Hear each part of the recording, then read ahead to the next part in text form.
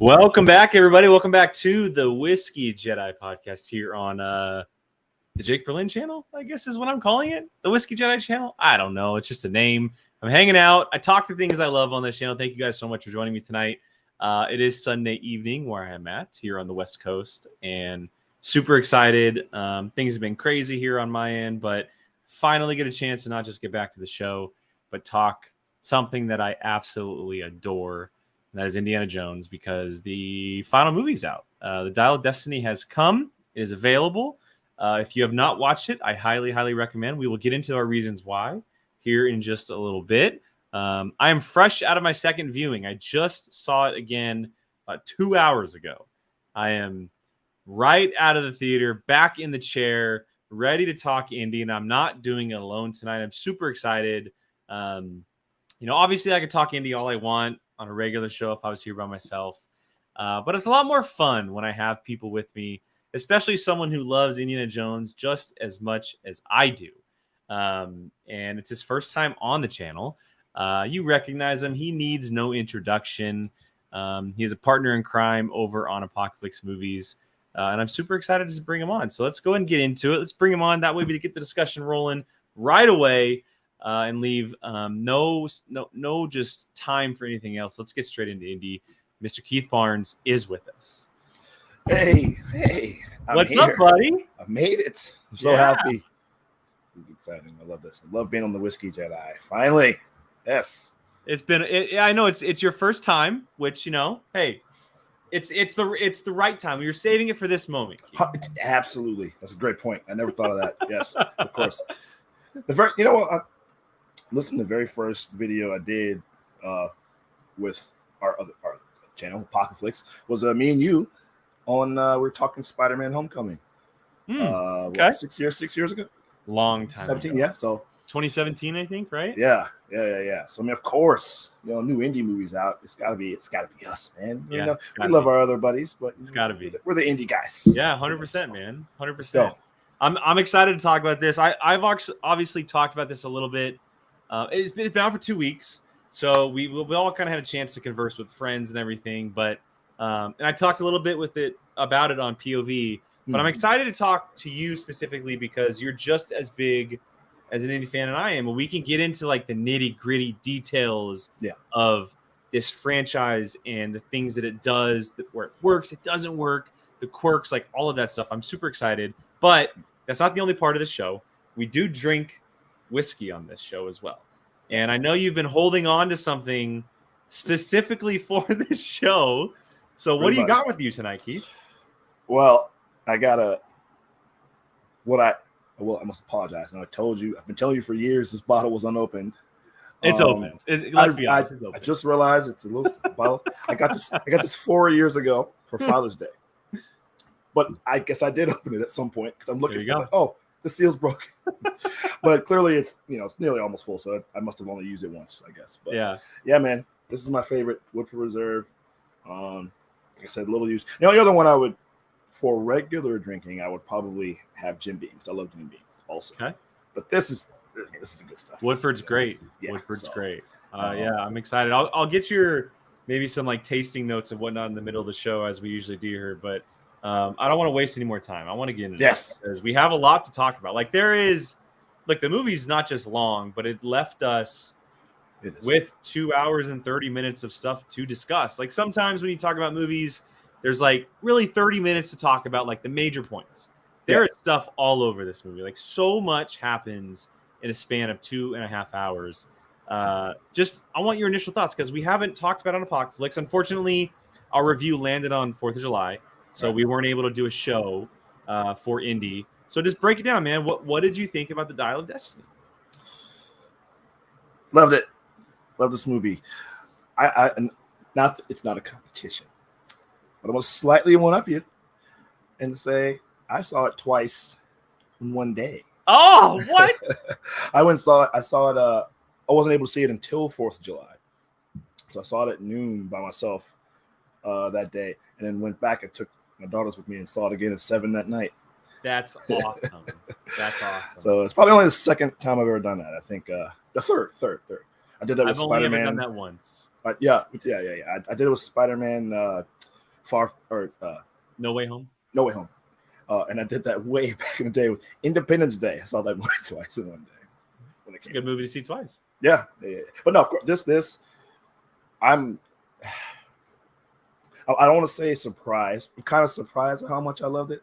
I shouldn't be, because it's indie and it's James Mangold, which we'll talk about. But I sat down kind of like, you get that kind of antsy right before it starts. Like, I don't know. I hope this is good. I don't know. But I mean, right from the beginning, I'm like the opening train thing, another train thing. So good. I was fully in pretty much from there. And loved it. Loved this movie so much. Yeah, man, I echo a lot. I think that it does a really good job of just kind of capturing you from the start, right? Yeah. Like the first scene, and again, I'm pretty fresh out of it. The very first scene in this movie is Indy in a bag. His head is wrapped. Throw him down in a chair, and you immediately see the de-aging, and you're like, "Whoa, okay, we're in. Like this is happening." And I also love it because it was. There's been a lot of conversation around the opening scene, whether or not it should have happened, the de-aging aspect of it all, and we can get into that. Yeah. But I love the first 20 minutes specifically because it was the final time we will ever see a young Indy again. Right. Like we didn't get that moment in the Kingdom of the Crystal Skull, right? He was still doing his thing, but as a 55-year-old. Right. And, it would have just felt wonky if he was still doing his thing as a 80-year-old. And, I said this, to a friend last week, I think, and I would much rather have that scene and the de-aging be just okay rather than not have the scene and them never do it. Because it meant so much, not just because of like the Baz history and the friendship and everything, but like it just meant so much to us indie fans to get one final time of a 40-year-old Dr. Henry Jones Jr. running around fighting Nazis. Right. And in World War II. Yeah. Because the other movies were all mostly pre-World War II. I mean, Last Crusade is kind of right at the beginning, but yeah, and this obviously taking place right at the end. So it's cool to see Indy still doing stuff in World War II. And this is, like I said, is right at the end of the war or nearing the end. And still, of course, fighting Nazis, which is a thing that comes up a lot in the movie. But the de-aging thing, this is weird to say because it didn't even occur to me until like halfway through that scene where I'm like, oh my God, they de-aged him. It just didn't catch it. Yeah. Because I was in it. And, then I thought back and like, oh yeah, this is slightly younger. Yeah. Because the Crystal Skull was like 50, 56, 50s, 57, I think is what. Okay, so like 12 years or so before this. Right. And so I obviously, and we actually get that look a little bit later in another flashback, but yes. Like I said, the second time I saw it, I kind of noticed it more. I still think it's pretty good. I know there's a lot of people kind of complaining about it, but for what he was doing, I thought it was fine. You could kind of hear it in his voice a little bit. Like he didn't do it's the James Earl Jones effect. Right. Yeah, exactly. What made me wonder, like, why didn't they just do the AI thing that they've been doing? But whatever, it's fine. But the scene, like it's another great train sequence. I mean, like you said, it's about 20, 25 minutes or so. And it's all the stuff from this character. And it's exactly the way you would open an Indiana Jones movie. It's a great train chase and fight and just, crazy stuff. Like, had the humor. Yeah. Right? Like there were some parts where it felt like Spielberg era Indiana Jones. Because it was another thing too that didn't catch me until like halfway through the movie. Like, this is not Steven Spielberg; it's James Mangold. Yeah, because it's the first indie movie that's not Spielberg, but it felt. It's so crazy to say, and I'm sure the conversation will come back up, but it felt more Spielberg than Crystal Skull did. Yes, it felt like it captured more of what Indiana Jones is supposed to be than what Crystal Skull did. And I've been on record over the last like 2 weeks saying I don't hate Crystal Skull as much as most people do. Same. I did a rewatch leading Same. into it. I liked it a lot more on my rewatch, giving myself a breather before I watched it again. Years since I've seen it. Yeah. The last 30 minutes are kind of where it becomes a question mark, Yeah. right? But the movie's not like awful. It's not as bad as people. No, but this is, and it sucks for the regular movie going audience because they're going into this thinking, oh, like it needs to be close to the originals, right? Like it has to be. It's never gonna match the originals. Like nothing will ever match what those 3 movies did in that time span. But that's not to say that the movie's not great. Like there are so many things that call back to classic Indiana Jones in very similar ways, but also very different ways. And the opening scene is, I loved it the second. Like I loved it a lot more this time. And the de-aging didn't affect me as much this time. Now kind of like expecting it. The only part, and it's funny to say, but the only parts that it becomes like weird, it doesn't work when you're just looking at his face sometimes. But when he's in action, it works. Sure. Like it just works in movement, which is the weirdest thing to say. Yeah.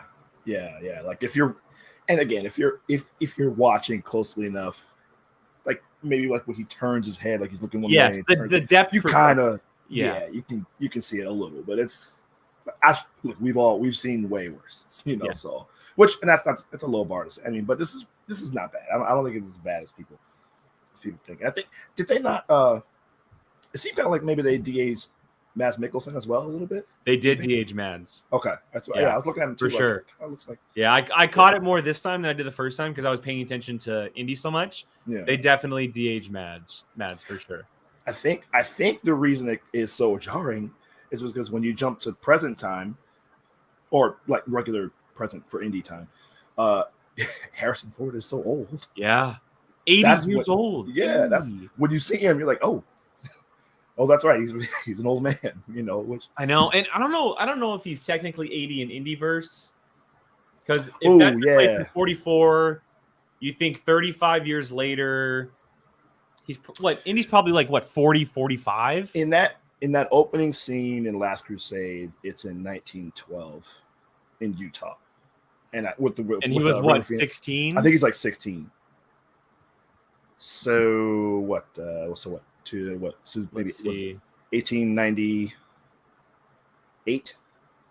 So math here, guys. No. What's 30? Let's do 31 plus 16. So he'd be 50. He'd only be 53. In the opening scene of this? No, now. No, wait a second. 16. 16. Last Crusade. I'm sorry.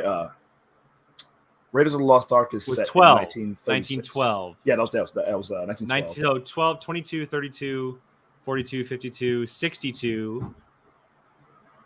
So he'd be 57. In 69. There's no way wait, what? Yeah, he must have been older. Well, canonically, I don't think he's. So what we're talking about, 69 plus. So he'd be he'd be like 73 or 74. If he was 16 in 1912. Yeah, that means he had to be born in 1898, right? Or am I wrong? 1898. No, that sounds right. Math. We're not here for math, guys. That's Mads Mikkelsen's job. 1898. That's 1908 is 10. No, 1896. 1896. He would have been born in. Okay, 73. Andy, thank you so much. So thank you, Andy. 73. That makes more sense. 70. Yeah. So that's close. I mean, when they were filming this, he was probably what? Like 78? So 73, and then let's rewind to 44 from 69. That would be 45 years. So he would be 48. Yeah. During that sounds flashback. right. Yeah. So he'd been about 45, 48-ish in that flashback. Yeah. If our math is all correct. Yeah. So. Yeah. And a Crystal Skull, like you said, was 50, or it took place in 57 or 50. Yeah. Right? Yeah. So yeah. So that sounds that makes sense. All right. Yeah. Hey, look, he's definitely old. He's definitely, I mean, right. You can tell but what I love is like, and I talked about this. I've been talking about this with friends because, some people disagree with some of the decisions that were made, and some people didn't mind it because it wasn't like as the movie is extremely action oriented. Like, there's a lot of it, but Indy himself doesn't do a ton of what he typically does. Right. And my argument for the last 2 weeks has been like, look, this is a different Indy in so many ways, right? Not just physically, right? He's 80 years old. Mm-hmm. He's well past his prime in his timeline. He's on the verge of retirement, right? He's living alone in New York City. Everything that he's done is years and years in the past. So he's not obviously going to be able to do more. But it's also a very emotionally vulnerable, different type of Indiana Jones than we've ever gotten before. Yeah. He's not just running around doing whatever he wants, slinging the whip, jumping buildings to building at 80 years old. Like, he's also dealing with the separation. He's also, which we'll get into, dealing with the loss of a child. Yeah. Like, he's dealing with the fact that he's not able to do as much anymore. So they have to make a different type of Indiana Jones compared to Raiders and The Last Crusade, because that Indy was in his prime, both physically, both emotional. Like, he was able to walk out into the world and think to himself, I can do that. Like, I can figure out this puzzle, or, I can swing down into a temple and pick up the ark, or whatever it may be. Like, he's not able to do that at 80 years old. So for those who may be disagreeing with like how much it didn't focus on a classic Indy, you can't think of it that way. Like, it's such a vastly different style of Indiana Jones because of his age, because of where he's at in life. And I thought they did a really good job of making it believable that he could do those things. That a 73-year-old could dive down to the bottom of the ocean and grab something in a ship, or, climb a rock next to Helena going to, Archimedes. And it's just, it all made sense to me. Yeah, totally. And not only that, it's him. I do want to go back to the train thing for just a second, but he's in a world, present day Indy is in a world that's rapidly changing. Mm-hmm. Like, it's because obviously we saw it in trailers. I mean, we're in the space race, and there's television now, and kids are more into that. They're into TV and music, and we're coming, the Vietnam War is, so there's obviously protests and things. People are against that, and there's less. We see it when he's teaching his class. Like, there's no interest in archaeology and in history. That scene is great, where everybody just rushes in caring about the moon landing. Yeah, exactly. His kids aren't even listening to him. He's asking questions and nobody's answering. You jump back to I think The Last Crusade, where there's 50 people coming to his office trying to talk to him. He's got to climb out his window to get away, and now he can't get anybody to even answer a question and get ready for the test, So the world's rapidly changing, and it's passing him by. And like you said, he's just, you can see, we'll get to the ending, of course, but among the other reasons you mentioned with his wife and his son, why he was like, you know what, maybe I should just stay here. There's nothing for me in the world anymore. But by the way, with all that said, Harrison Ford, damn, I mean, world class actor. So good. It hit me watching, like, midway through the second time I watched it. Oh my, this performance is, you're used to seeing him running around doing stuff that Han Solo and Indy and The Fugitive and whatever. You just forget that this man is an actor. He's one of the best ever. Yeah. I mean, he's so good in this movie. It's that boat scene where Helena asks him what he would do if he can go back in time. That's the standout. 100%. That's the scene. Yeah. And for me, and the end as well. The ending. Oh, the ending. Yeah. I mean, that definitely requires a bunch of emotion because of the circumstances. But to me, like, the first time that boat scene hit me hard. Yeah. And when I was expecting it the second time around, just the impact of the way everything was delivered. Yeah. It was, it was good. So good, so good, so good. I love to jump back to the opening though. I will say, it was less of Toby Jones than I was expecting. I thought he would be like kind of the new Brody, the new Marcus Brody.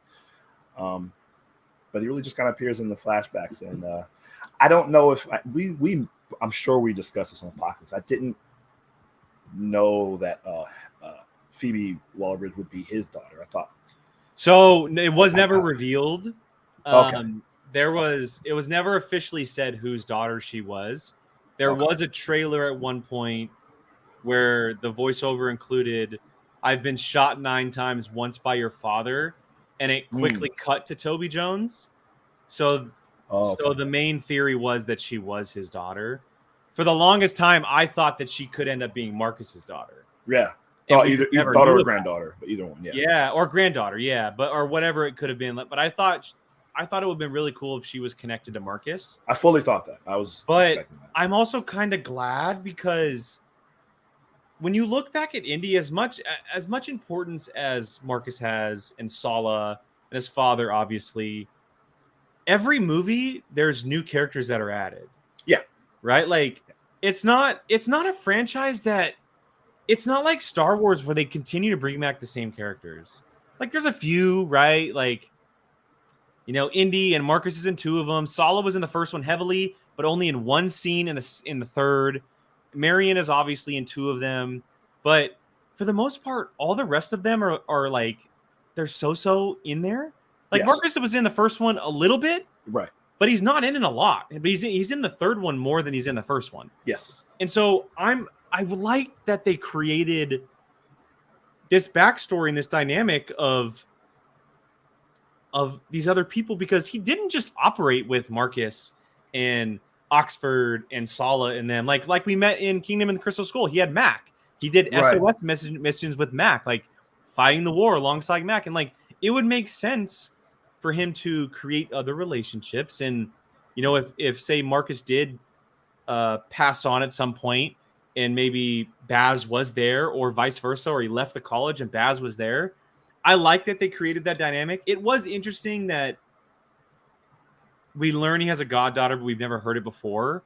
Yeah. But then they throw it like, oh, I haven't seen her in 18 years. Okay, well, that makes sense. Right. Like, that makes complete sense. He saw Baz very early on in his life. Then she disappeared. She was never around during Kingdom of the Crystal Skull. So it did make sense the way they told the story. Yeah. And I like the role. Like Toby Jones, I can never get enough of him. He's so good in everything that he does. Yes. And I like the role that they gave him, like this fun little quirky nerdy role back in Nazi Germany, but then you fast forward to the other flashback and he's gone completely psycho. Yeah. Right. And this thing is like driving him nuts mentally, because he's trying to figure it out. He can't seem to figure it out. All these things are happening. I thought it was a great role for him. And I think that him not being able to figure it out, and I think, but knowing that it works. Yeah. Like it's like a thing that he knows this thing works, but he just can't quite nail down how. And he was one of the 2 people on the entire planet that only thought it worked. Right. Him and Voller. Right. It's that moment at the tomb, Archimedes' tomb, when Helena and Indy, they find the watch and they both look at each other and they go, oh my God, it works. Right. Like they didn't believe it until that moment. And then they realized, like, yes, it drove him mad, but he was being driven mad for a reason. Right. And he couldn't explain. And when they see the inscription or the carvings on the side with the blades. Yeah. That's so cool. Because even I'm in my seat going, what? Yeah. Yeah. But I love the opening because it does the classic. Temple of Doom doesn't necessarily do this, but Raiders and Last Crusade, where he's looking for. Oh, I guess Crystal Call. Temple does it. It's not so much looking for an item, but he's going up against. It's kind of a heist, sort of. Like Lao She's only in the beginning. Yeah, that's true. Yeah, you're right. Yeah. Where he's like kind of looking for an alternate thing. A prologue. Yeah, exactly. Yeah. And then so technically, Crystal Skull is the only one that doesn't do it. Yeah. Yeah, you're right. Although the main device, the MacGuffin, is in this opening, but they're looking for the spear. Spear. Well, it's the Spear of Destiny, but they call it something else. But no, it's what they call it? It's the dagger that Pierced pierced Christ, right? Christ. I Yeah, forget what they call it. It has some specific name, but yeah, they were looking for that, and then it's a came Spear of across Destiny, and in other things it called Spear of Destiny. But so yes, the MacGuffin was in the opening scene, but it wasn't the main object of the opening scene. Right, which I love. They just came across it, which is a super cool way of mixing it up. Yes, yeah. Well, I really enjoyed that. Because in Raiders are looking. He's getting the little idol. Yeah.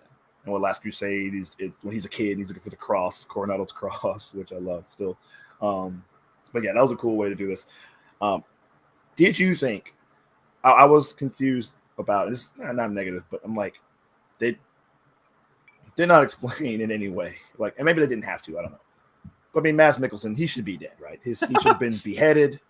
This whole half of his body should have. Yeah. So I had the conversation of this. We talked about this after the movie that night of like, oh, like how did he survive? And I like, yes. I mean, whatever, but yeah, no, like it is a legit thing. Like you think that he would have some type of brain damage or something, but not a scratch on him. Yeah, like in my mind, it happened super fast, and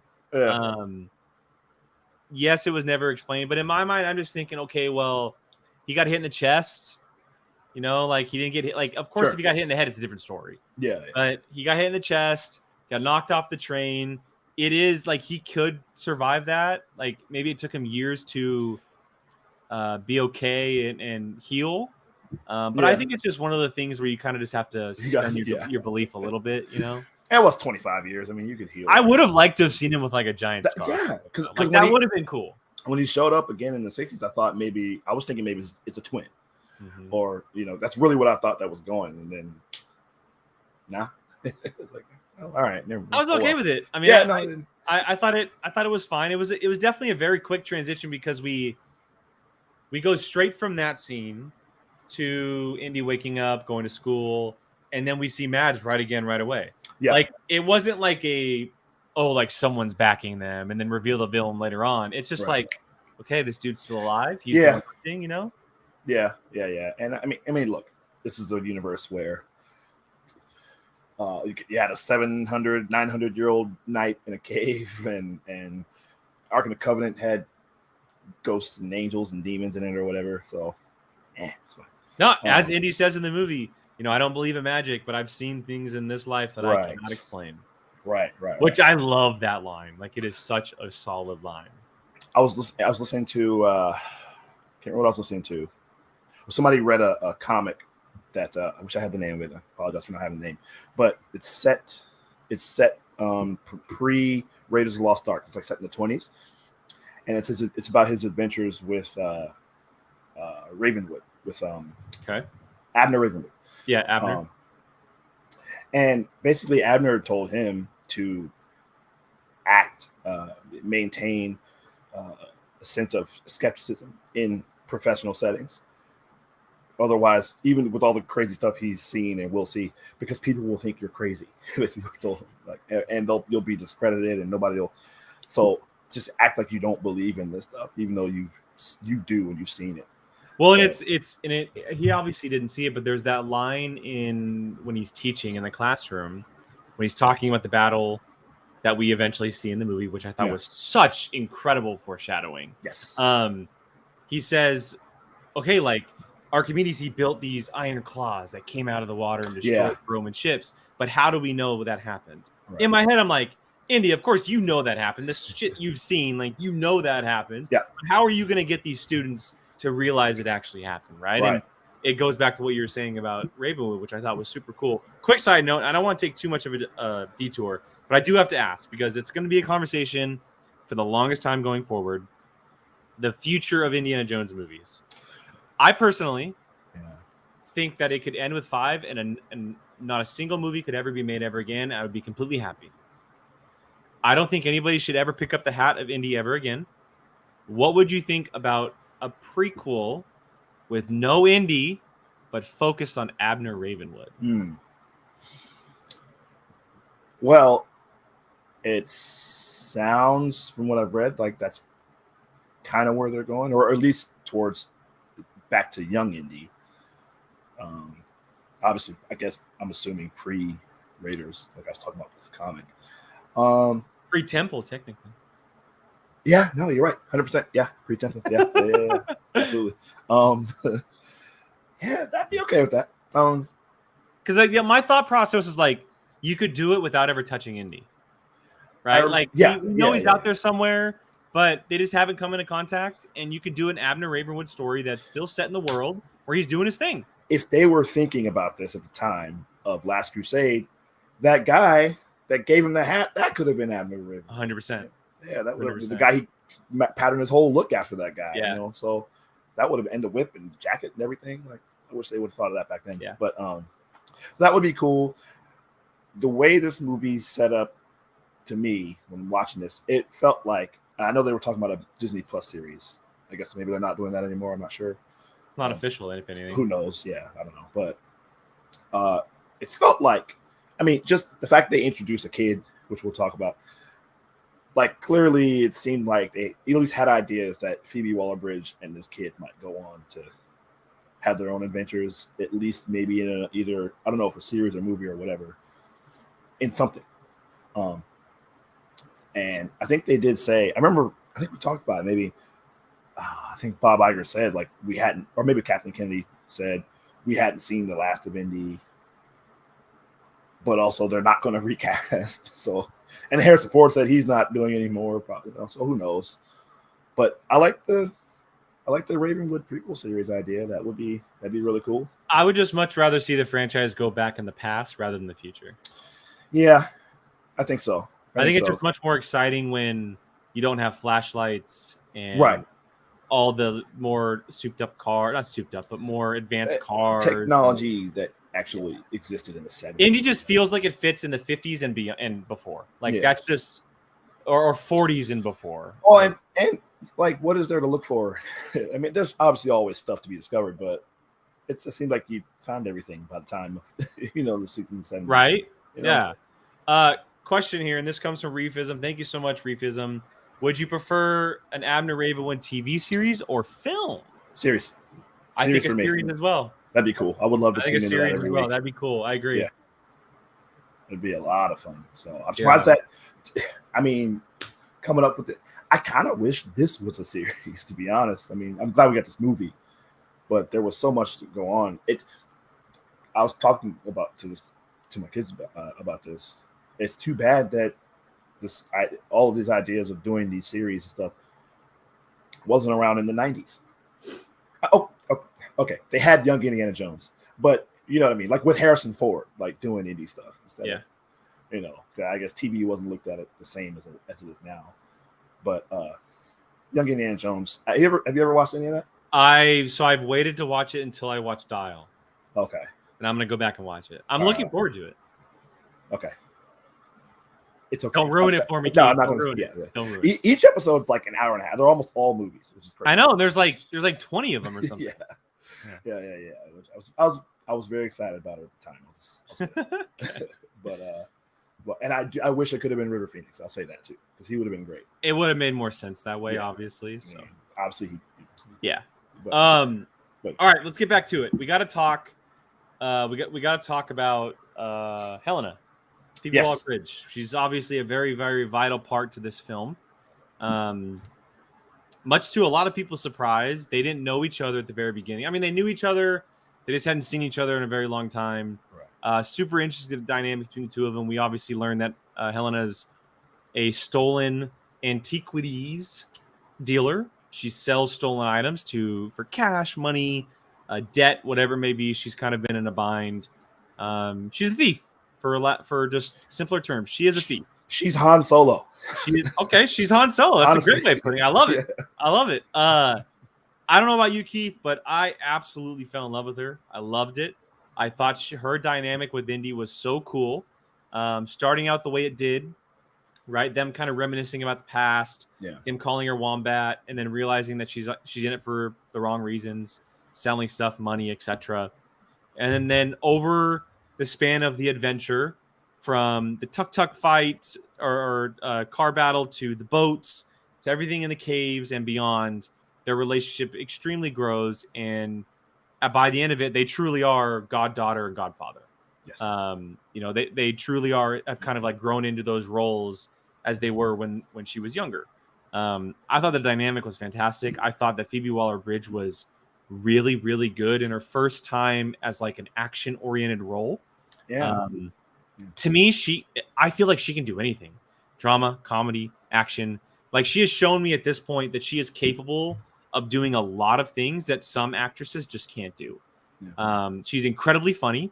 She was able to hold her own in action sequences. The tuk-tuk, car sequence, and then you have the stuff with the caves and the underwater, and just everything that involved Helena, I thought was great. And I thought she was a really, really well done part of this movie. It's funny, I've heard a lot of people who aren't as big in the movie space as we are kind of say that she was very unlikable. I feel that it was very different personally. Like, I can see the argument, but at the same time, like, her intentions are clear. Like, you get them. Once it's revealed, like, you know what she's in for. So it's not like she's unlikable. She's just not doing it for the right reasons. And then it's about turning it around and Indy essentially making her believe it all, you know? I agree with everything you just said. And first of all, you know why she's unlikable? Because she's him. Yeah. That was him in Temple of Doom. That was exactly Indiana Jones the same. He had to come to the same realizations that she did. But by the end of that movie. But Indy's not the best guy up until by the time we get to him in Raiders. Well, I'll say by the end of Raiders, he makes that change. But I would say in the middle of Raiders. Middle. Yeah. Yeah. Like after the Cairo stuff, it's like, okay, like, I mean, he chooses the arc over saving Marion, like, at one point. Like, well, kind of, sorta. He does it because he knows that if Marion was taken, then he would be ratted out. So he leaves her to make sure that it's still in secret. And so I understand. And I think he thinks maybe she can handle herself, but she can. Maybe not. Well, she could. Yeah, she definitely. She's badass. But especially against Belloc, like, come on. Temple of Temple of Doom, Indy was a maniac. Right? Yeah, he was. He was a maniac. He was an absolute player. That girl's coming on to Willie so hard. Right. He was beating people to death. Like, that guy was just a monster. And she's not like that, but she's, that's how she is. Helena, I mean. And like you said, the way she's presented and the way she is Indy, like, she's deceitful to him at first, of course. She's trying to get the information. But you do get a sense like she cares about him. I don't think she intended for him she obviously didn't expect that he would come after her. Like, when he shows up, when she's trying to auction off the or be framed for murder. Exactly. Yeah, exactly. So, and that's a decision he made. Nobody made him. He chose to go after her, and he's trying to help her, but she feels slighted. He was her godfather, and he knew that her dad's kind of losing it, and I think maybe she expected that he would take her in, and take care of her, and he didn't. Not only did he not take her in, didn't see him for 18 years, like she said, that he wasn't there to guide her, and show her all of the proper ways to operate in this world. So this is what she did. She kind of became a mercenary, more or less, a fortune hunter. Fortune and glory was the word that he said back in Temple of Doom. Temple of Doom, right? That's where she is. She, by the time you get to the end, I mean, she figures it out. She makes the choices. She saves him.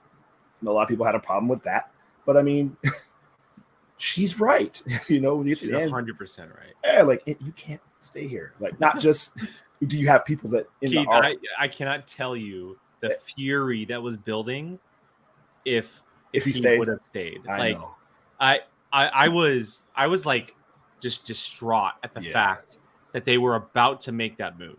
So I am in incredible debt for Helena for making that punch, for making him come back to the present. I wasn't sure how I was feeling about that. I was watching it like, oh, that's kind of weird. I don't know.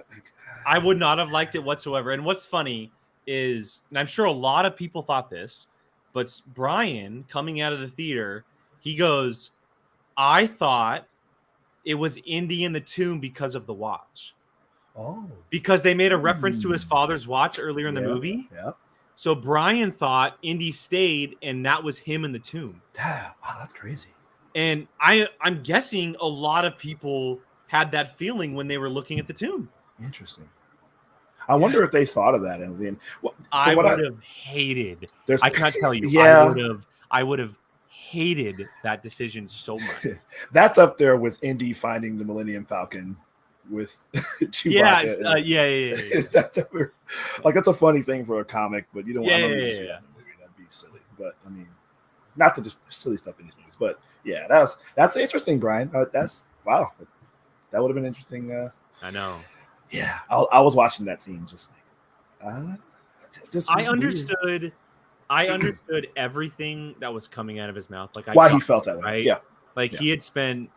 He's 73 years old because we finally narrowed down the age after 41 minutes. Yes.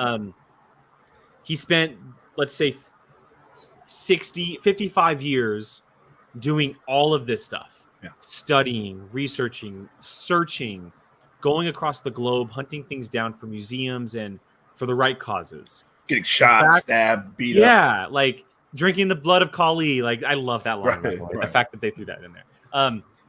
And the fact that he is sitting in Sicily watching this historic battle take place with Archimedes standing in front of him. Right. A guy, for what he has gone through, it makes sense that he would want to stay. Yeah. That he would want to stay. And a lot of people have had this argument of Indiana Jones wouldn't do that. He wouldn't have that thought of staying. To me, you have to think of this Indiana Jones. All right. He lost his son in the war. He's going through a separation of the love of his life, and he is currently retiring. He doesn't have anybody. He doesn't have anything. Right. So, yeah, of course he would want to stay because in front of him, there's nothing that's there until Helena's like, I'm here. All right. I got you. Let me sock you and then show you what you actually have. Right. Exactly right. And the fact, if you jump back to Last Crusade, right? He was probably supposed to stay in that cave. he was supposed to take the place of that knight, right? Yeah. And he didn't until Elsa walked across. Right. Well, he was trying to save his dad. His dad was dying, and he knew he went there with the right intentions. He was going there to get that water and save his dad. By the way, I know it would have been impossible. It was yet another reason why it sucks that there was so much time in between all these sequels, man. Because obviously we lost Sean Connery a few years ago, but boy, it would have been great to if they could have gotten him in at least one of these past two movies. But I was just waiting to see a photo of him somewhere. Like it was in his apartment. Oh, I didn't see it. Really? So the opening scene, as we're panning across his apartment to him passed out on the recliner. Yeah, we see a shot of his desk, and the original photo from the photo they used in the Kingdom of the Crystal Skull when he's talking about first my first dad, then Marcus. Yeah, it was that photo. Oh, I completely missed that. Wow. Yeah, it was on the top shelf, which is probably why you missed it. Yeah. Okay. Yeah. Oh, that's cool then. Okay. Yeah. But yeah, and speaking of that too, listen, Ravenwood prequel series, you can get younger Henry Jones Sr. too. That'd be cool. Not against it. And a young Brody as well. So not against it. They were all friends. So yeah, where they had that weird handshake they did when Brody. Yeah, no, they were like dancing. It was like a dance. Yeah, that was really it was like a frat boy like. Yes, I think that's what. Yeah. But it's great. It's good. Yeah. And then it's like funny. It's they're in the midst of like a firefight and they're dancing. Yes. No. God, I love that movie so much. Maybe when we're done, we'll get to rankings because you might be surprised where I have this one. Yeah, I think you might be surprised where I have it too. Okay, cool. What were we talking about? Well, real quick before we continue about Indy, I want to bring up a comment. Oh. John Pierce did ask, "How is the Woodford?" Let's talk about it. Oh yeah, of course. I mean, this is great as always. I got Woodford on ice here. I got my Pebble Beach. Oh, that's awesome. Oh yeah, absolutely. That's awesome. I got it on ice. It's great. Nice to sip. I don't really mix Woodford. I wouldn't mix with anything.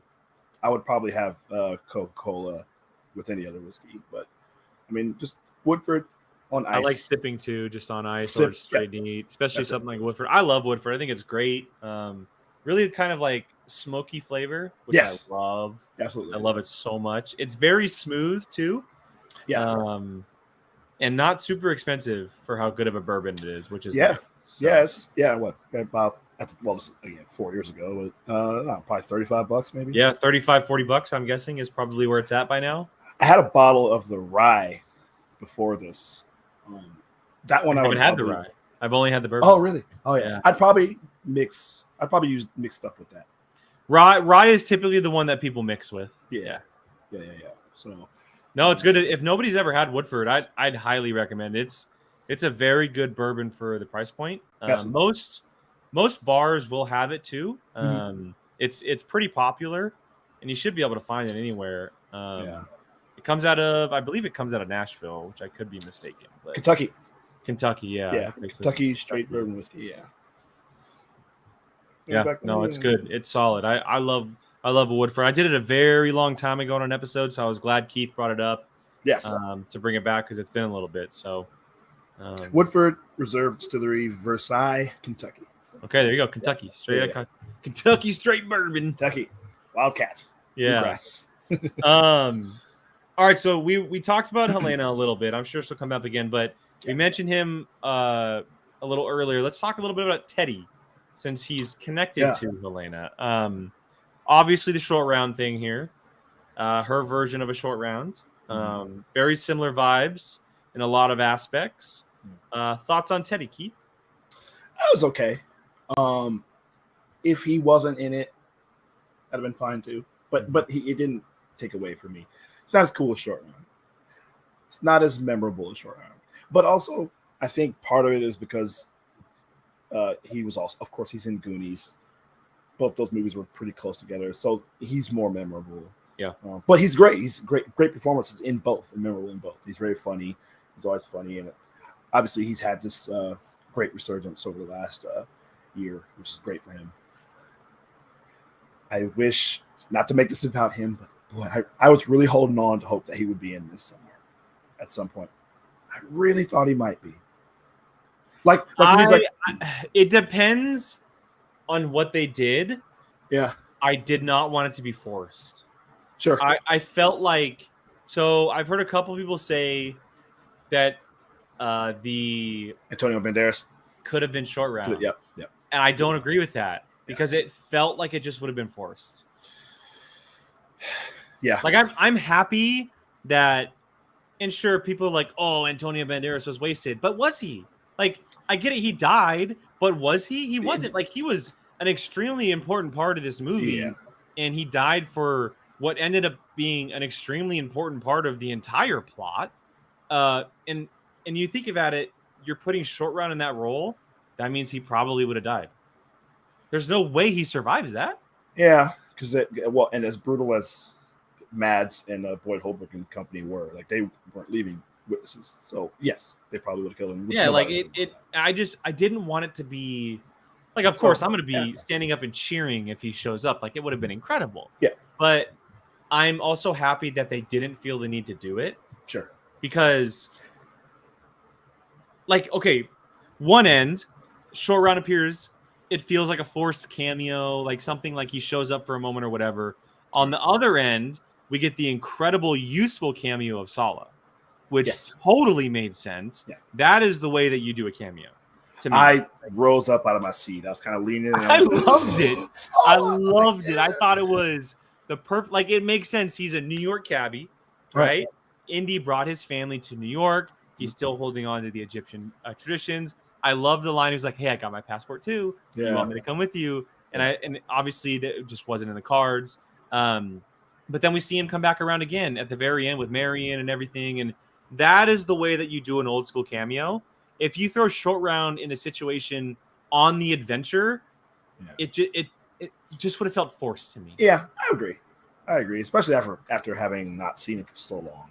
It's like, it felt like I was watching Temple of Doom, and you almost get the sense that Short Round's the only guy that Indy actually likes. Out of anybody he's ever encountered.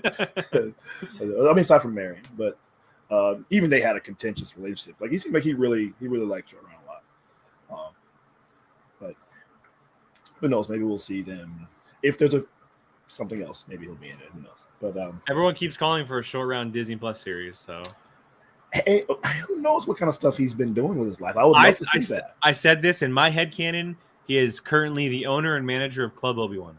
Club Obi-Wan? Yeah. That, you know what? Yes. I think that makes sense. That makes total sense. Yeah. Yeah. That's just what goes on in my head is like that. He's doing that. That's what he's doing with his life. I want to see Indy, sort of like Bruce Wayne at the end of the Dark Knight, the Dark Knight 3.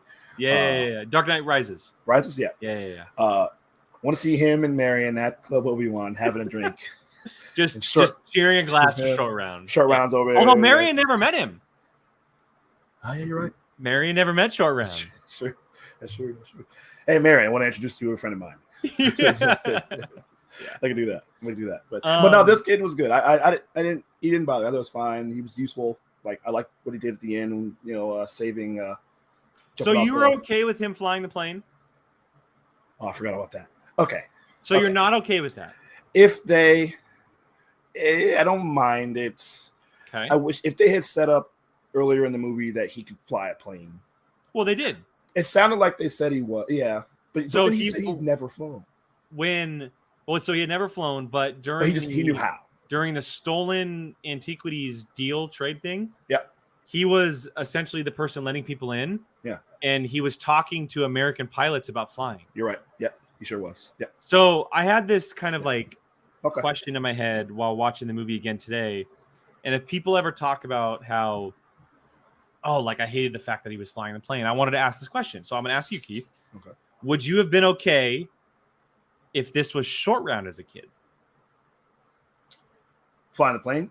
Yes. If it was the same exact role, it was Short Round, and he ended up flying a plane, would you have been okay? If it was set up the same, I missed the thing with now that you say it, I remember, but with him talking to the pilots, but it from when he was talking to Helena, it sounded like he knew how to fly. He just hadn't before. He had never actually physically flown. Right. But he had been taught everything from those pilots. Yeah. So I got all that in my head. So I thought about it later. I was like, okay, I guess, he kind of knows. Basically, he knows how to get in the air. I mean, because look, they did that in Last Crusade. Like they jump in that plane. His dad's like, I didn't know you knew how to fly. And Eddie's like, fly, yes. Land, no. So it's kind of like that, I guess. So Keith, keep talking for 1 second. I'm going to be right back. Okay. So, if I was Short Round, yeah, I think if it was set up the same way, I wouldn't mind. I think Short Round proved to be capable. He was able to hold his own throughout all of that. This kid showed that he obviously grew up hard, grew up tough. Sticking around with Helena, he picked up a lot of stuff. So it wasn't all that unbelievable. And I think seems like he's probably older than Short Round, right? I mean, I don't know how old this kid was, but I'm guessing like 12-ish. 12, 13, something like that, yeah. Yeah, 12, 13. I mean, sure. I mean, it's hard to tell, but that's the guess that I was getting. Yeah. So I mean, it's fine. I didn't mind. I didn't mind him. I thought that sometimes maybe it might have been a little too much, but then I remembered, and what you had said earlier about how Helena is basically Indian Temple of Doom. Yeah. What happens in Temple of Doom? He has Short Round. Picks up a kid. It's super identical, right? And the story that she tells of them meeting regarding, he tried to basically pickpocket me, and it didn't work out, and we've been stuck together ever since. Mm-hmm. Like, sure, it might have gotten a little too much at times, and sometimes having younger kids on these types of adventures can be a little too much. Right. But I thought they used him very smartly with like he didn't take place in the diving. He was just on the boat, right? He wasn't really like doing a whole lot except killing Hawk, which I thought was crazy. Yeah. Like cold-blooded murderer, just leaving that dude around. Like, are you kidding me? Yeah. And then of course the flying sequence, which was whatever, but I thought that they set it up enough for me to be like okay, like at that point it's fight or flight. Like he's either gonna do it or he's not, right? And and then flying on the way back, he's got the other pilot to help out, which I thought, right, which was a funny sequence. Like that dude wouldn't wake up on takeoff, but he wakes up at a random. I know. Again, just kind of like nitpick here and there, but I didn't hate it. I didn't hate it. Like same. I think it might have been a little too much if he was driving the tuk-tuk during the Tangier scene. Sure. But he wasn't driving.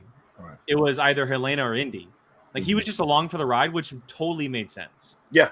And I was okay with the way that they used him. And he was appropriately he was in danger. So the more dangerous stuff, like you said, he was able to get out of the way and I mean he got kidnapped just like you like a kid. Well, and he had to leave Tangier after the stolen antiquities scene. Because he was connected to Helena. So they were going to be looking for him. Right. And so he had to leave. And what's the best way to do is just go with them. Go with them. Right. Right. And of course, as what happens in a lot of these situations, when you bring a kid, the villain finds the kid. And, there's a lot of times why, I don't like, not that I don't like, but you can't necessarily, in movies anyway, you can't have Robin along with Batman. Because you can't be bringing Robin to fight the mob. What happens when he goes up against Joker? He gets killed. Right. Yes. Basically killed. Yeah. So, but that was all right. And like I said, if there's a future with the Helena character, I mean, I think the two of them that'd be pretty cool. They seem that they have a great rapport. They talk to each other. Like I like the two of them together, and I thought that worked. So it would be interesting to see the two of them on their own. I'm just interested in what they go after. Like, I wonder what did they do? What would she? Do you think she would continue? I don't know. Stealing stuff and selling. I don't think she continues to do what she was doing. Yeah. I think what they had just gone through with Indy, her kind of having her godfather back, I think that helps. Maybe she went back to school to really get a degree from archaeology because I think they said that she never finished. Right. So maybe she basically does what Indy does. I'm not sure, but I don't think she goes back to being a thief. Yeah. Yeah, I would agree. Because there's that line towards the end when they're searching for the tomb of Indy says, no one memorizes 7 books of their dead father just for cash. Yeah, that's a good point. And then from there, it's kind of like, oh, we see a good side of her where she's starting to do good things. Yeah. She kind of opens up to Indy about how important he is, all that. And she does care about this stuff. Yeah, clearly. Yeah, so, I agree. Yeah. I will say this, the only real negative for me, you mentioned, we jump back to Antonio Banderas. I think the only reason people think he's wasted is because it's Antonio Banderas. Yeah, for sure. Because if that was anybody else, you wouldn't even. You probably could have used anybody else in that. I did think that. I was like, well, this could have been anybody. But the fact that it was Antonio's like, okay, it was cool. Harrison Ford and Antonio, lifelong friends. I think that's right. Cool. Exactly right. But, however, and I know it was important, I would have cut that whole underwater thing. Are you serious? Yeah, I loved it. I didn't dislike it, but it's a long movie, and I loved it. So I'll say this right now: my favorite part, I think my favorite scene from the entire movie is when Helena is translating the wax. That was good on the boat. Yeah, I did like. And she's like translating it, but joking around with them, and the dynamite, and like that is my favorite part. And you throw the underwater sequence with the eels and everything. I loved it. Yeah, like sea snakes, Keith. Sea snakes. Yeah. The execution of it was fine. I didn't mind. Like it was shot. It looked great and stuff. But it just, of all the things, that part to me dragged the most. I don't know. I would have written something. I would have gotten to that point a little faster. I just felt like I think you probably could have cut the Tangier scene a little bit less. Maybe that too. That's true. Yeah. Because one of my least favorite parts is the fiance. You know what? Okay. You're right. I take that back. Like, You're right. I don't mind having him in there, but he felt like he was in there for a long time. Yeah. And then that led to a really long chase. That's the thing, because most of the action, well, I guess in a lot of indie stuff, this is the case. But I mean, it's really all chases, right? You know, that one went a little long, also. So I loved the tuk scene. Like, I loved it. I thought it was really cool, really inventive. Yeah. But it felt like it was like a very long time. And it's not a knock of like how, like, I thought it was very well done. Like, very well done. It was choreographed great. It was the VFX were great. It was all really good, but it did seem like it took quite a while. Yeah.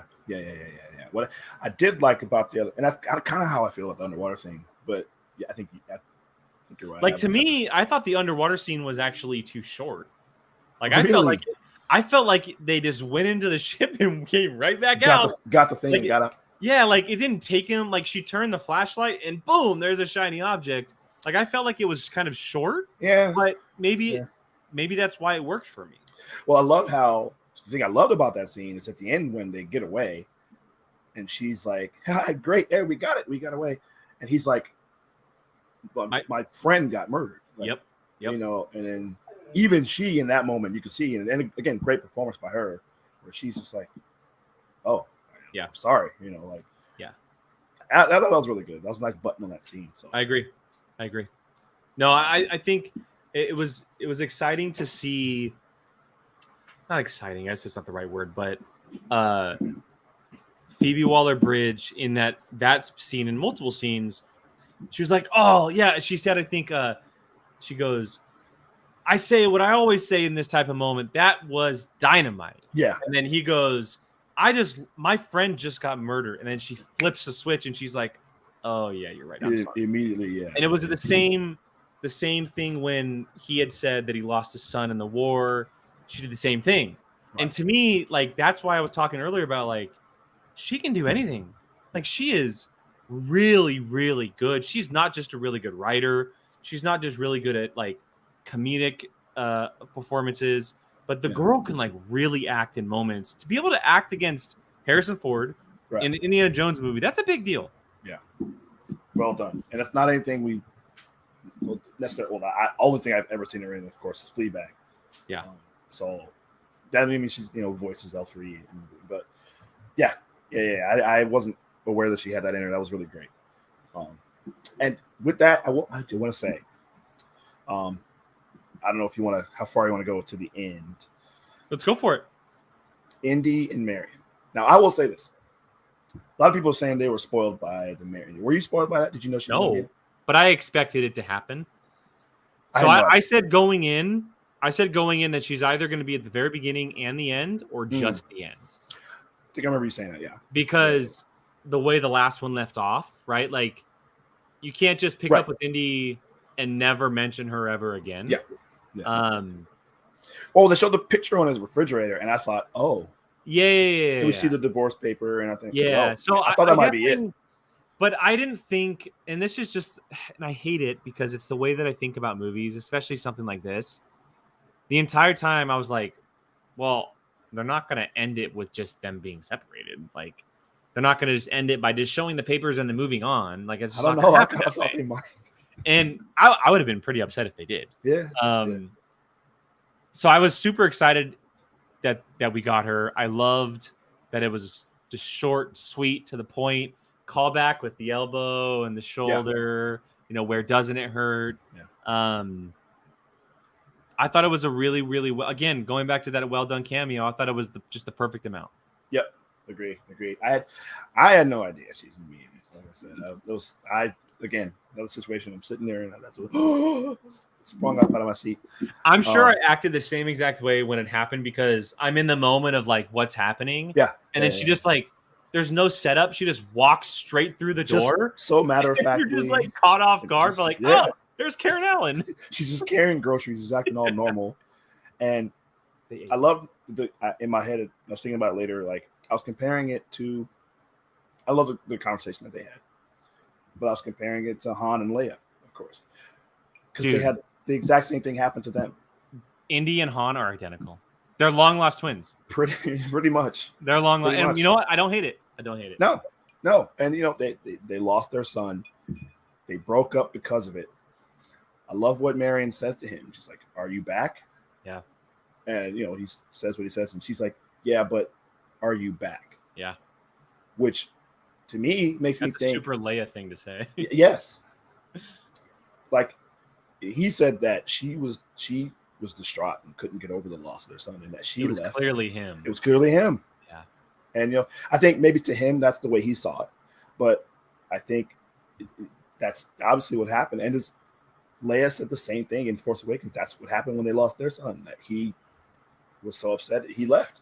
So I don't know if you caught it earlier in the movie, but did you hear Helena when so during the tuk-tuk chase? Yeah. Indy's like, "Oh, how did you turn out this way? Like, your father would have been so mad, etc., etc." Yeah. And she basically says, like, "Oh, what do you mean? Like, the fact that I didn't have a father or someone who was given the right of the role, or like giving a jab at him." And then she responded by saying, "But it's clear family clearly isn't your thing." And then you fast forward to the Marion thing, and you think about, like, okay, the entire movie, it's been set up that Marion couldn't get over the fact that Mutt died, and that it was her grief that ruined them. But when you really look at it, and through all of the movies, if you just like continue to look at it, because it's always been like the relationship with his father at times. Obviously, him and Marion were off and on. Willie disappeared after a little while. Like, he's never been good with relationships. And you said it earlier. He's only ever really liked Short Round. Like, Short Round was like the only ever person outside of Marcus, and Sala, they have relationships. Like, those are really the few people in their lives that they had relationships with. And even in this movie, you think about Baz, he hadn't seen Helena in 18 years, which means he hadn't seen Baz in that long. Like, he's just not good at it. And I thought it was a really well done to kind of like flip the script. And you said that line of like, "Oh, are you really back?" Yeah. It made sense. It like all clicked. Well, he learned, listen, and this is what makes Last Crusade such a poignant and such a deep film, his relationship with his dad. They had that discussion on the Zeppelin that his dad was obsessed with, and by the way, great line between him and Helena, where he's like, "Why are you obsessed with this thing that your father?" Thank you. And I immediately went, "Oh my god!" Like, Andy did the same thing. Yes. Well, and then she says, "Wouldn't you?" Like, Yeah. And he said the exact same thing to his father, like, "Yep. Dad, you're obsessed with this. This is an obsession, Dad. I never understood it." And he says, "You're the only person I've talked to who's brought that up, so thank you." Oh, okay. Listen, you know me. You and I are the indie aficionados, man. I'm an indie. Yes. But he told his dad, "Dad, this is an obsession, Dad. I never understood it." And the fact that is the same thing. His father was obsessed with the Grail to the point where, in Indy's eyes, it cost him his relationship with his mom.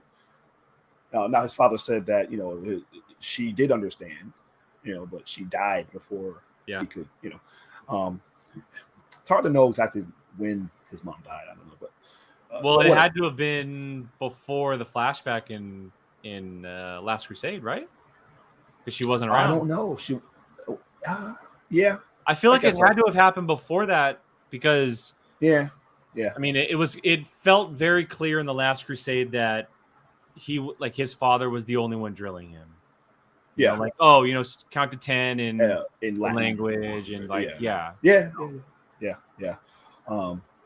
So him growing up that way, he didn't have it, and his father said, "Look, I didn't tell you when to go to bed. I didn't tell you what to do. I let you do whatever you wanted." It's this line though. Thank you, Reefism. Remember the last time we had Quiet Drink? I had a milkshake. Yes. Thank you. I love that line so much. Right.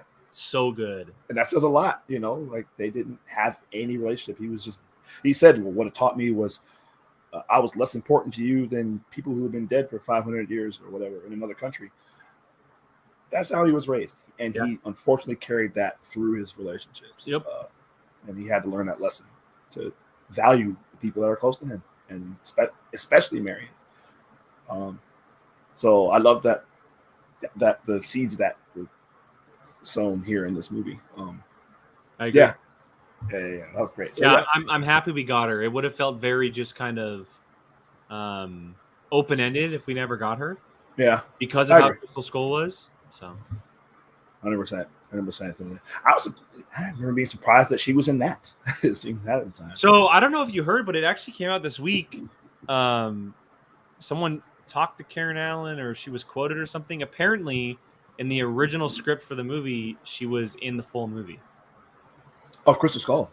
No, of this. Oh, this. Oh, this. Really? Apparently, she was in the full. Like, she had a much larger part. Interesting. Let me see if I can find. Okay. He said. So this was 4 days ago. The Hollywood Reporter. Oh. Let's see. It says, when Steven Spielberg was still going to direct the film, I didn't have the opportunity to read any of the scripts, although I know that Marion was much more involved in the story and at that juncture. So I knew James had hired new writers and that there was going to be a whole new approach with the director of new writes, but I was really going to in the unknown. And she said that she wanted a little bit more, and she feels a little bittersweet on the conclusion of Indy and Marion's love story. But honestly, I kind of feel really good about how it worked. Yeah. Like, because you have to think about it. Like, obviously, we would want to see more of Indy and Marion. Like, their relationship is as important to the franchise as a lot of relationships are to a lot of franchises. Yeah. But Marion it's not just Marion at this point. It's also Marion and Mutt.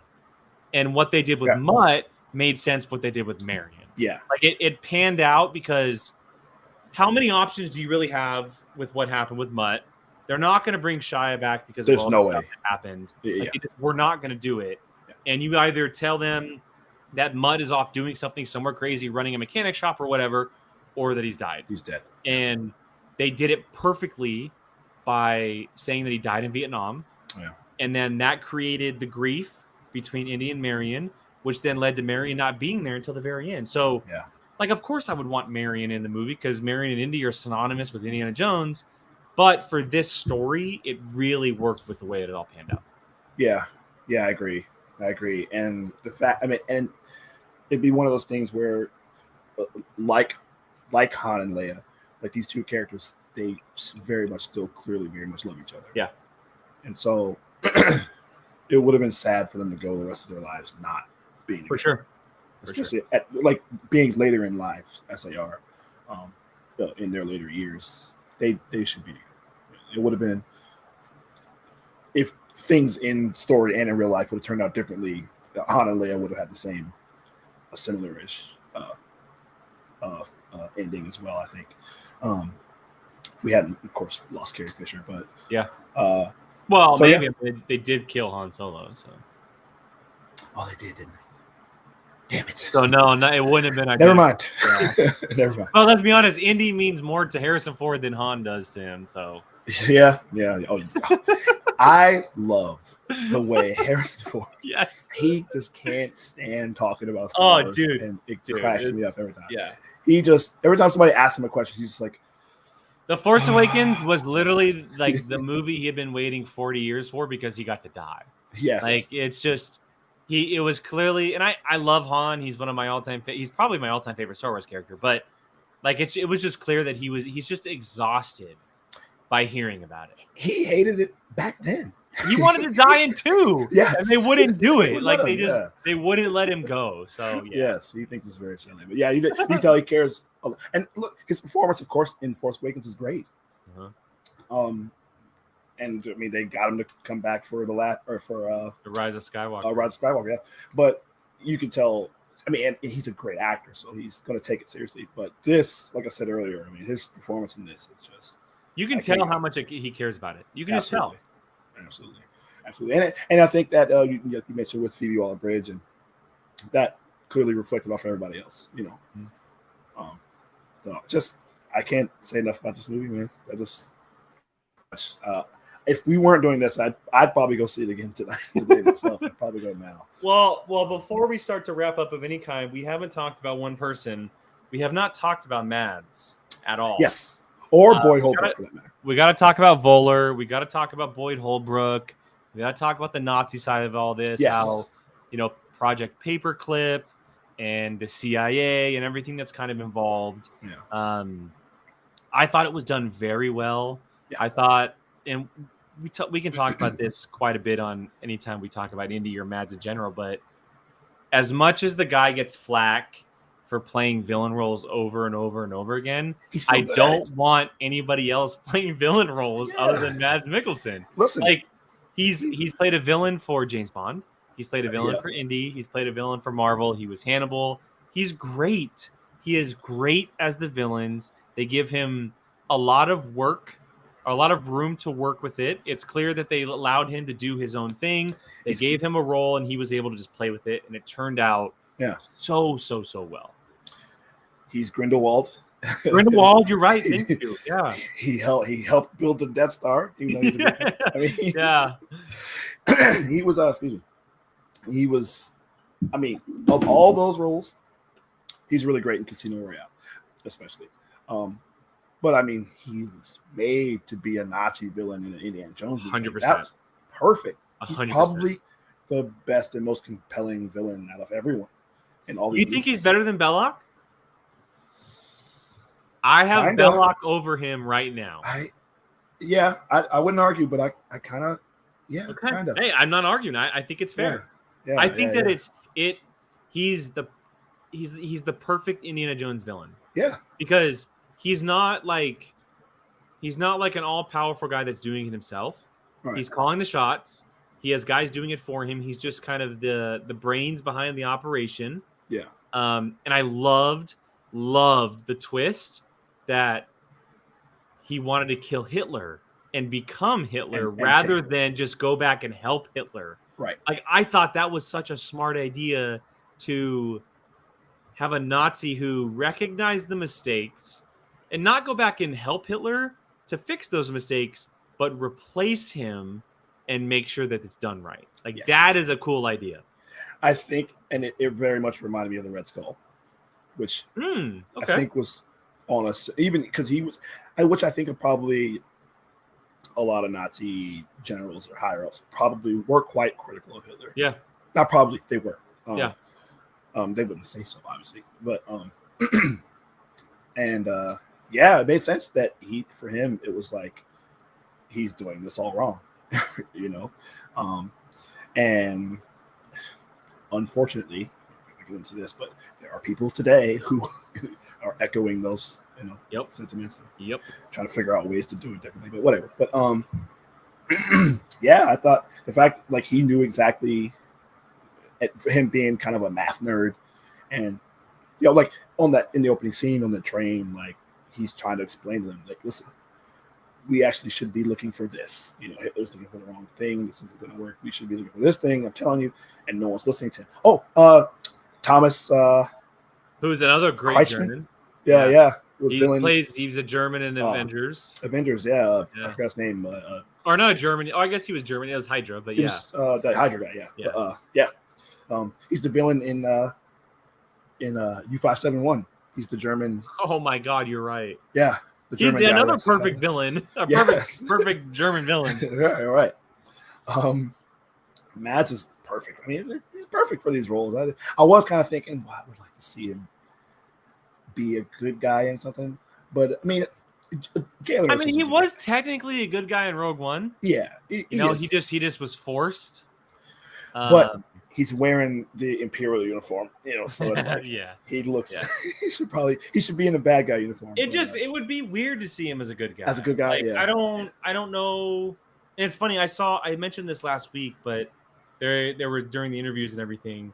Someone asked him like, I mean, you play all these villains. Is it like do you not like when are you going to play someone good? And he responded with like basically saying, "Well, I love the villains." And then James Mangold stepped in and said, "Don't you usually see the villains as the ones who have more to do anyway? Right. Like they have more to kind of offer and more depth to them. So why not?" He brings so much to all those roles. And even though it's not a great movie, but he's great as Grindelwald. I think he's really good. Well, he was great as the Doctor Strange villain. Was it Callus? Oh, that's right. Cassilis. Caecilius. Thank you. That's right. Yeah. He was great as that role. As kind of one note the villain was, he was great. I don't, but I don't think he was. I think he was compelling, and that he knew because he was right. That's the thing. Like the again, another villain that was right. He played all the right villain, well, except for Casino Royale. But that's okay. He was right in his sense of why he was doing it. He was wrong in what he was doing. But that's a good ranking, by the way. Ranking Mads Mikkelsen's villain roles. Yeah, we might. That's a bracket right there. Maybe like for like a short or something, we could do that. Yeah. We should do that. But he's great. Of course, I like how just he got it wrong in terms of how that thing actually worked. You know, because I think, dude, I love the dial. Me too. I remember loved the dial so much. I didn't know because the whole movie, like, what is this? What's it gonna do? Like, what's gonna happen when they? I like that it wasn't a time travel device, but it was essentially a weather predicting device. Well, and it was designed to go to one spot and one spot only. Yes. Like that's what I love about it, is that you weren't allowed to go to bounce around in 1944 to the German War or to 1812 or it was to that specific spot to make sure that the Romans were defeated, essentially is what it was for. Yeah, I love that. And the fact that clearly, obviously, because he had to watch, like it was a loop, obviously. But that, like you said, only go to that one point in time. Yeah, like back. Well, he says that Archimedes says you were always meant to meet me. Right. And I loved all of that. And I love the way that all worked. So you were okay with Indiana Jones time traveling? Yes, because of the way they did it. Because it was so short. And because it wasn't a half hour, 45-minute sequence. It was literally 10 minutes long. Well, and he couldn't have spent any time running around ancient Rome or ancient whatever, because that would have been weird. And she even says in the movie, you would have altered history if you would, you know. Well, I love the Indy line. He responds, he goes, "Is that so a bad thing?" Yeah. It's such a great Indy line. Well, it's because you think about, there's a crashed plane with dead Nazi people. But it played into history, like them going to the tomb and seeing the propellers. Yeah. And then obviously opening the tomb and seeing the watch. Like it's just it's funny to think now, if I'm to rewatch Raiders of the Lost Ark, now I'm thinking to myself, well, shit, he's been to Sicily in 312 BC or whatever it was, met Archimedes, and there's a tomb sitting in Sicily where Indy's propellers are on the side of the tomb. Like, it's just and he has no idea. Pretty cool to think about, and his dad will never know that. Never know. You know? Like, that's what I think about, is like, you know how happy and proud his dad would freaking be that he got to do something like that? Yeah. That's wild. Exactly. I wonder, and I love too that Indy was on the plane and kind of figured it out. Like right before. Yeah, what was it? This is Continental Drift. The Continental Drift. Yeah, which I thought was a brilliant and the full freak out that Voller and they do brilliant. But then I love when they get to Sicily and the Romans are firing spears and everything at him. Yes. And one gets shot through the plane, and in such Indy fashion, instead of being freaked out, he goes to like look at it and look at its marble and touch it and be like, oh my God, look what I'm looking at. Yeah.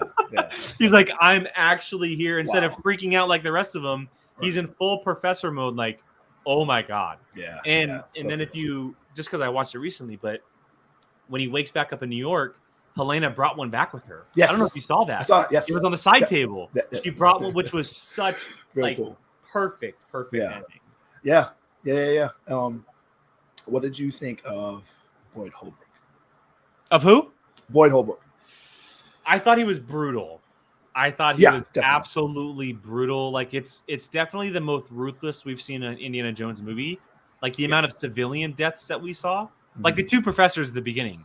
Like couldn't believe that they did that. Yeah. But I liked it because you have to think that, not that you have to think, but we know that in the 50s, the 60s, even now, Americans, unfortunately, turn to that side. They do that. Like, it's the whole white supremacist thing, right? Like, they become that, and he's clearly, and we saw the very first time we ever met him, he was learning how to read German, or say German. So I thought it was a great role. It's the first time I'd ever seen him that like ruthless. We saw him in Logan, obviously. That's what I thought of. Yeah, he's a James Mangold veteran. Mm-hmm. He was ruthless in that, but he was more ruthless in this, just firing guns, you know.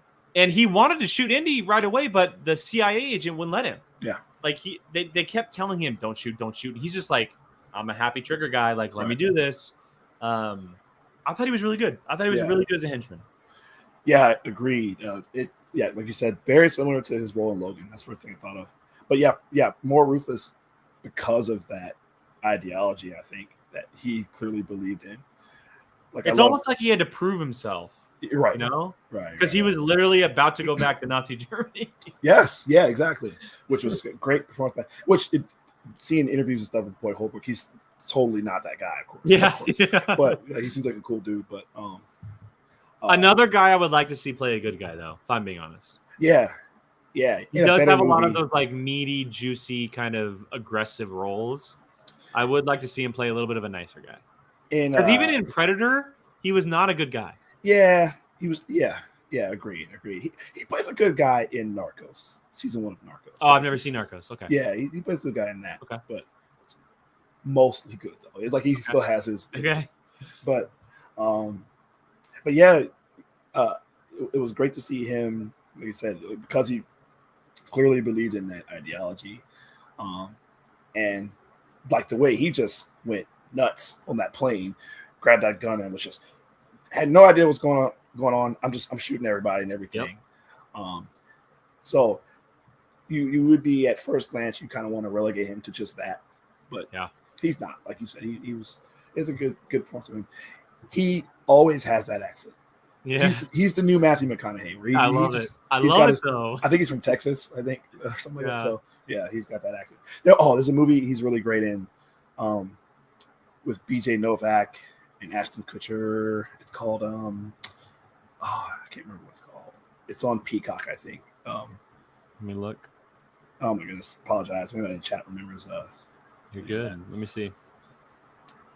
Came out last year, I think, maybe, or the year before. Vengeance. Yes, it's really good in that. Yeah. It's really, really good in that. I think it's on. Pretty sure it's on Peacock. So if you haven't seen that, definitely check that out. But yeah, he's always great. Trying to think who else. There's something else I wanted to bring up.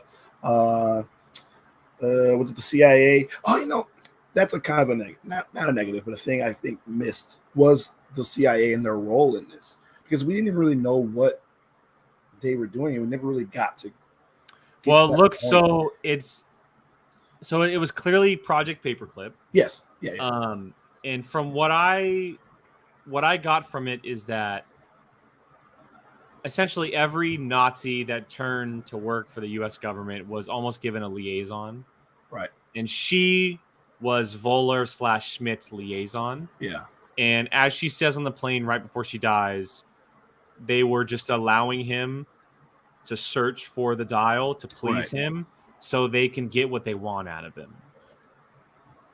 Which is interesting because, and you kind of had a similar thing in Raiders where like the government came to Indy's like, hey, we need you to get the Ark of the Covenant. And also in Crystal Skull.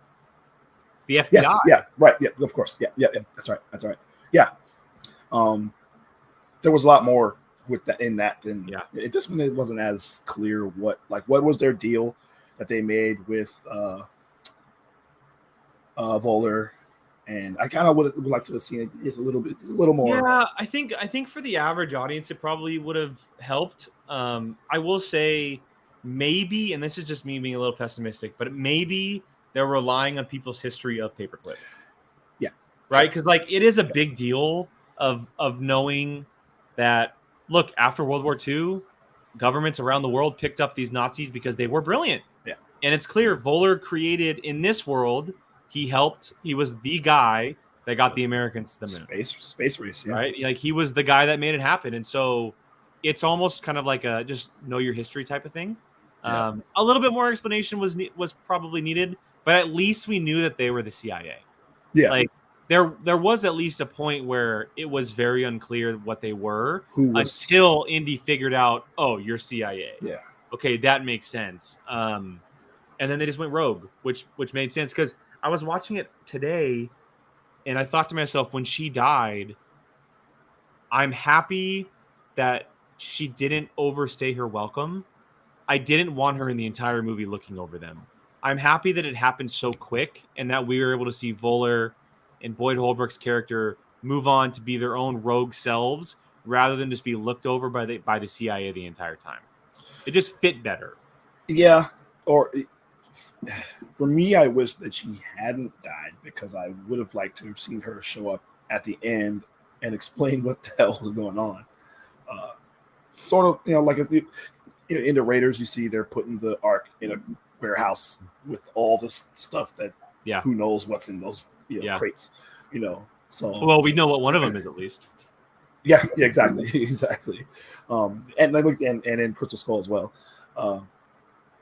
But that definitely makes sense. When you explain it that way, I agree with that. But also too, why are they after Helena?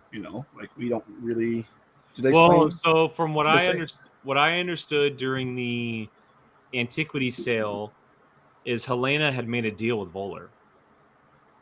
She did, and yeah, you're right. Yeah, and that's why she was being tailed by the CIA agent because the CIA agent was looking over Voller. Yes. So she made because in that deal he says we made a deal that belongs to me. Yeah, and that's kind of where everything kind of goes down. Yeah, you're right. So yeah. Right. You're right. I got you, Keith. I got you. You're absolutely right. I was too excited. It's all fresh in my head. I just watched it 3 hours ago. Yeah. So. There you go. Yeah. Good. All right. Well, it's that time. Yes. Let's get to our official rankings of the 5 Indiana Jones movies. You want to go first? Or you want me to go first? I'll go. Okay. Last Crusade, of course. It's one of my as your number one. As my number one. Woo! That's one of my favorite movies of all time. That might, if I were to make a top 5, that might be in my top 5 of all time of any movie. So I would say Last Crusade for sure.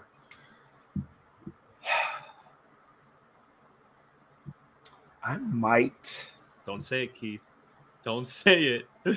I'll kick you off this show right now. Don't say it. This one I'll say this. I think this is a tie with Raiders for now. No. At worst, I mean, it's like, right, 2A and 2B. I have this over Temple of Doom. I think it's better than Temple of Doom. So, okay, you got to give me a 1 through 5. You got to do it. I'm not accepting 2B. All right, fine. Last Crusade 1, Raiders 2, Dial of Destiny 3, Temple of Doom. You like Crystal more than Temple of Doom? Nah, Temple of Doom. Temple of Doom. Crystal Skull. Honestly, you know why? The terrible CGI in Crystal Skull kind of. With the aliens? Yeah, the aliens. And the vine swinging. The monkeys and all that. I'm watching them. This is. Yeah, I feel you. Same thing that you said earlier. I feel the same way. Like, I watched it earlier this year, and I remember this isn't as terrible as I remember it. It falls apart starting at the vine swing. Yes, that's kind of where it starts to fall apart. Yeah. Then it goes into the ants, the waterfall, the alien. Right. Yeah. Right. There's a lot of good stuff in it. I don't hate the fact that it went into aliens. It's just how they went into aliens. Right. Yeah. Or they said they used some other term. They didn't use the term aliens. No. Yeah. I'm because in that time period, the 50s, it was all about aliens. That makes sense. UFOs. It was just how they did it. That's all. I like Cate Blanchett. I thought she was pretty good. So. But yeah, no, you're right. Yeah, Temple of Doom. Okay. All right. So for me, number 5 is Crystal Skull. Number 4, Temple of Doom. Number 3, Dial of Destiny. Number 4, Last Crusade. Or number 2, Last Crusade. Number 1, Raiders of the Lost Ark. Yeah. Raiders is my second favorite movie of all time. Oh, okay. My number 2 movie of all time. Okay. Yeah. So it holds a very, very special place in my heart. Last Crusade is very, very close. Yeah. But just there's something about Raiders that just calls to me a lot. So the first, as a kid, the first one I saw was Temple of Doom. in the theater when Last Crusade came out. Like that was the first one I saw in the theater. I saw Raiders after that. Got it. Well, that makes sense. Yeah. I have the original. Actually, let me pull them. So I have the Blu-ray set. Same. I have the Blu-ray set with the 4-movie complete adventures, which is going to change to 5. But yours is different from mine. I also have the original VHS. VHS, yeah, so do I. Look at these. I got my mom. I'll never get rid of these. No, it's still wrapped up and everything. They're still in such good condition too. Artwork is just absolute perfection. When I bought the Blu-ray set right when it came out, that was actually when I first saw Crystal Skull. I didn't see it at the time. Got it. Okay. It came out. So, but yeah, for me, Last Crusade, because that was such a big. I mean, Last Crusade. Yeah, Batman came out at like a month later. I mean, those two. Yeah, I was 10 years old. I mean, those are the 2 best movies I'd ever seen in my life at that time. So, when I bought that Blu-ray set, I don't know, whatever, 2017 or whatever it was, I rewatched Raiders. I had seen it since I was a kid, or since whenever I was younger. And man, I mean, like, Raiders, this is one of the best movies ever made, man. I'm like, wow, I didn't remember it, how good it was, So I get it. I was wrong. This is the 4K set. Okay. That's why I bought this like 2 years ago when it came out. Yeah. I gotta get that. Yeah, it's the 4K set. But no, there's just Raiders. It's just it's the perfect indie movie. Good. So it's I love Last Crusade, and I think it's a perfect movie. But I think Raiders is a perfect indie movie. Yeah. But look, speaking on Dial, just quickly before we start wrapping things up, I thought this was such a great finale. If this is in fact a finale, if this, which it should be, is Harrison Ford's final time as the character, I thought it was such a great end to the saga that he's left behind as this character, the man with the hat. I thought James Mangold did a great job directing and taking a story that was very modern into an old school world. Great MacGuffin choice with the Dial of Destiny. Yeah. I thought Phoebe Waller-Bridge was fantastic. I thought Mads Mikkelsen was a great villain choice. There's a lot to love. There's a lot. And the biggest thing that I've been telling everybody who's asking me, it's fun and adventurous. Yes. That's the biggest thing that you want from an indie movie. You want it to be super fun. You want it to be adventurous because ultimately it's a globe-trotting adventure. And that's exactly what it does. So, yeah. Completely agree. Harrison Ford just doing what he does as his role. It's not, if for some reason you're watching this, you haven't seen it. I mean, we spoiled all of it for you. But give it a shot. You're not seeing old Indiana Jones running around fighting people. It's not. It's definitely, and it's an older version of this character. Both physically, mentally, emotionally, everything that we talked about. And it's a different side of this character, a lot of it that we haven't seen. It's a more seasoned, more mature, more world-weary version of this character, and a more human version. Like, he's not a Superman beating everybody up. Like, he's I don't know. He's just much more survival, and him trying to survive in this new world that he lives in. And I just, can't say enough about it. It's join us Tuesday, which we'll talk about in a second. We're going to talk about our best movies of the year so far. This is probably number 2 for me. Not probably, it is.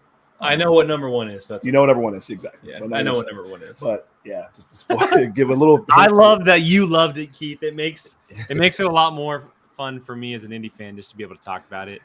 Listen, I was thinking about you almost the whole time. Like, man, I wish we could have seen it together. Yeah, I know. But I couldn't wait to talk to you about it. That's why I reached out to you, man. Because this was perfect. This was perfect to end this franchise. If it is in fact an ending for the time being, I think that this was a great conversation to have. It again, I said it up top, but I love this movie more each time I talk about it. Like every time I talk about it with someone, I love it more and more and more as it goes. So thank you for coming on, man. This was a ton of fun. I appreciate it. It really was. Thank you so much for having me. I enjoyed it, man. Of course. Yeah, I'm sure it'll come back up on Tuesday. Keith mentioned it on Apocalypse Movies. We are live every Tuesday evening at 7 o'clock Pacific. This week, we are running down the first 6 months of 2023. The first half of the year is over. So we're talking all of our favorite movies, doing a ranking, and I'm sure Indiana Jones will come up, especially since the other three guys weren't able to talk about it just yet. So go and check that out. You can also check out Keith a bunch of other places, Twitter, part of Bartley and Barnes, which they're going to be getting back up on very, very soon. Yes. And then, of course, Apocalypse Movies every week. So, Keith, appreciate it, man. Thank you so much. Love talking with you. Can't wait to have you back on. Hopefully, it's not for another Indiana Jones movie 70 years down the road. Right. We'll find something else to talk about. Hey, Mission Impossible. Maybe we can do that. That is, you know what? You are correct. Or a new James Bond thing. I don't know. One of those two. That's the other thing we love. James Bond. Well, Dune. Okay, Dune. That's what it is. We're both Dune fanatics. So. Yes. Yeah. Well, stay tuned for that in October, everybody. Absolutely. A Dune Part 2 conversation. But for now, to everyone watching live, appreciate you guys. Everyone watching back on the playback, thank you guys so much. Leave your comments with what you guys thought of Dial of Destiny. Would love to hear from you guys. So yeah, thank you guys so much for joining me. Hope you guys have a great rest of your night. Have a great rest of your week, and I will catch you guys next time. Bye, guys.